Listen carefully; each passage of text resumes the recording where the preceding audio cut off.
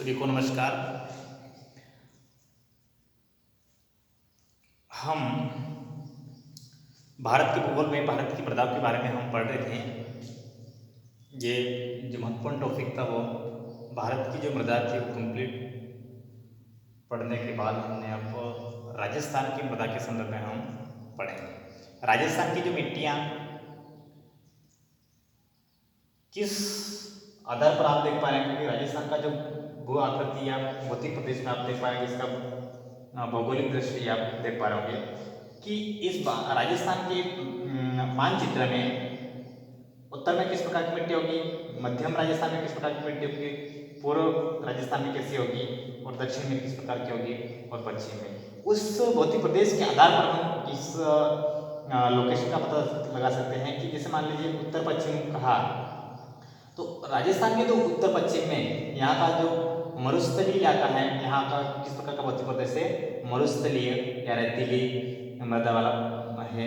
तो इसमें देख सकते हैं यहाँ किस प्रकार की मिट्टी पाई जाती होगी, है ना।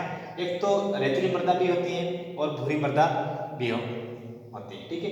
अब जैसे मान लीजिए यहाँ की बात करें पूर्वोत्तर राजस्थान की, तो यहाँ पे मुख्य रूप से राजस्थान के यहाँ दक्षिण पूर्वी ये वाला जो दक्षिण पूर्वी का पठार है, ये मुख्य रूप से ये पायदीपीय पठार का महत्वपूर्ण भाग माना जाता है।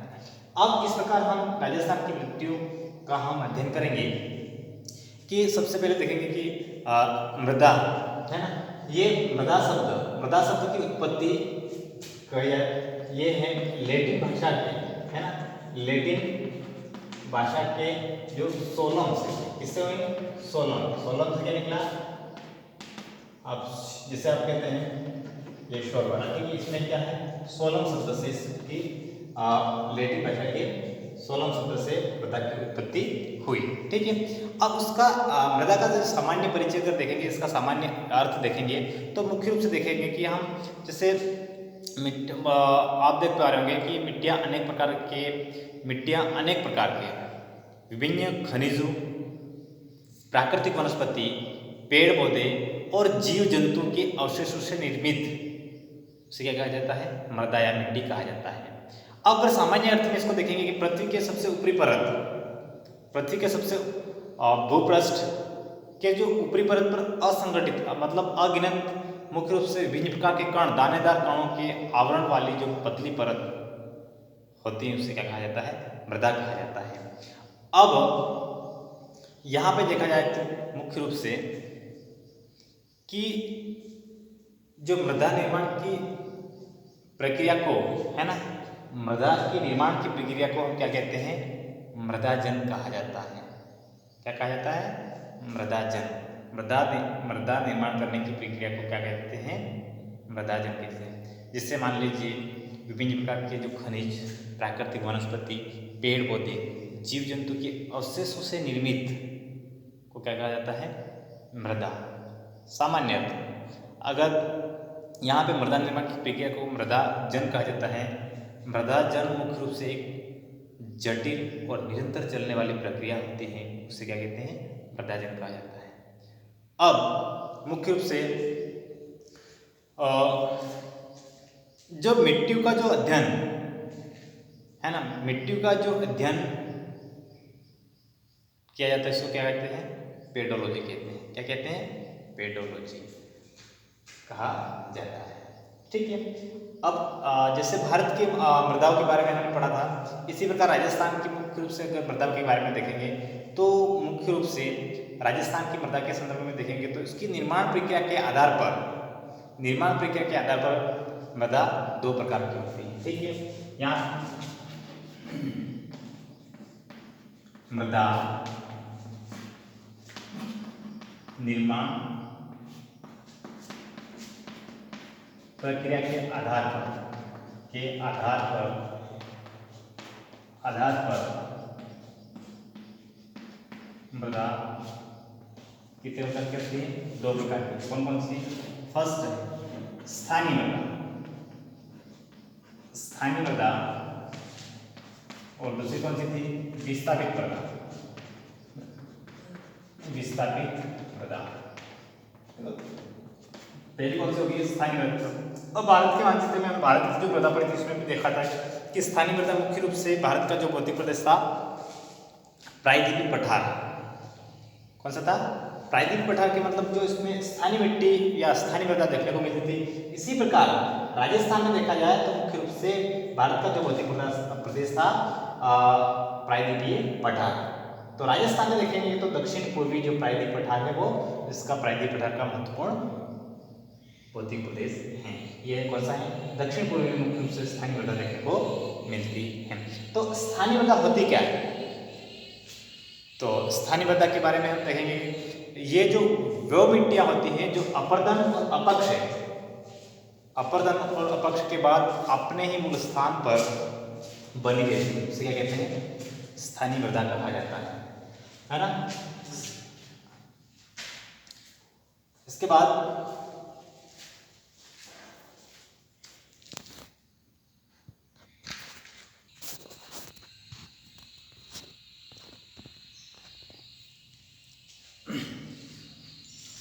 अब उसी प्रकार स्थानीय मृदा के संदर्भ में हम देखेंगे वह मृदा जो या वह मिट्टी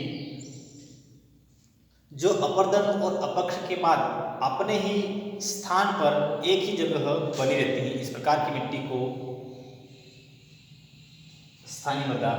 ये मिट्टी मुख्य रूप से ये जल, ये वायु विभिन्न द्वारा अपर्दन नहीं होती, अपनी ही जगह पर रहती हैं और किसी प्रकार की कोई गति नहीं करती।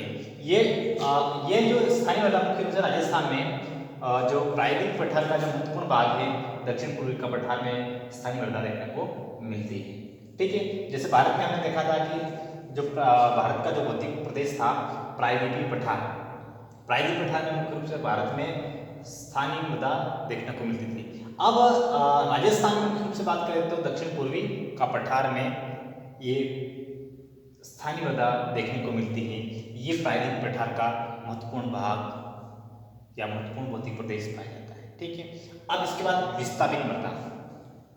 विस्थापित मृदा की बात की जाए तो ये वो मिट्टी जो अपर्दन और अपक्ष के बाद अपने एक स्थान से दूसरे स्थान में परिवर्तित या स्थानांतरित होकर के अन्य स्थान पर चली जाती हैं, इस प्रकार की मिट्टी को क्या कहते हैं, हम विस्थापित मृदा कहा जाता है। अब भारत में हम जो भारत की मिट्टियां में हम पढ़े थे तो मुख्य रूप से भारत का जो भौतिक प्रदेश था विस्थापित मृदा के अंतर्गत जो आने वाला जो भौतिक प्रदेश था उत्तर का विशाल मैदान, वो नदियों के द्वारा जो बहा कर लाए गए कंकड़, पत्थर, रेत, बजरी, विभिन्न प्रकार के अपशिष्ट पदार्थों के द्वारा जमा होने के कारण वहाँ पे कौन सी मिट्टी हो जाती थी, जलोढ़ मृदा। कौन सी, जलोढ़ मृदा। ये मुख्य रूप से निर्माण प्रक्रिया के आधार पर ये विस्थापित मृदा के नाम से जाना जाता है। ठीक है, अब ये विस्थापित मृदा मुख्य रूप से बात की जाए तो ये राजस्थान के संदर्भ में हम देखेंगे इसका लोकेशन कहाँ है। ठीक है, अब मुख्य रूप से बात की जाए तो राजस्थान की जो मिट्टी के संदर्भ में तो इस मिट्टी की जो उर्वरता में कमी का महत्वपूर्ण कारक कई कारक है। अब मुख्य रूप से देखा जाए तो अपर्दन होता है क्या, अपर्दन मतलब मान लीजिए या तो वायु के द्वारा अपर्दन होता है या जल के द्वारा होता है या हिमानी के द्वारा अपर्दन होता है, किसी भी तरह से, है ना, वायु के द्वारा एक स्थान से दूसरे स्थान अपर्दन लेके जाओ तो ये मिट्टी का महत्वपूर्ण कारक बन जाता है। उसमें क्या होता है कि जो उसकी उपजाऊ या अपने पृथ्वी की जो सबसे ऊपरी पृष्ठ का क्या होता है, सतह का पतली परत का नाश होता है ना, ये जो कृषि के लिए अनुपजाऊ होता है।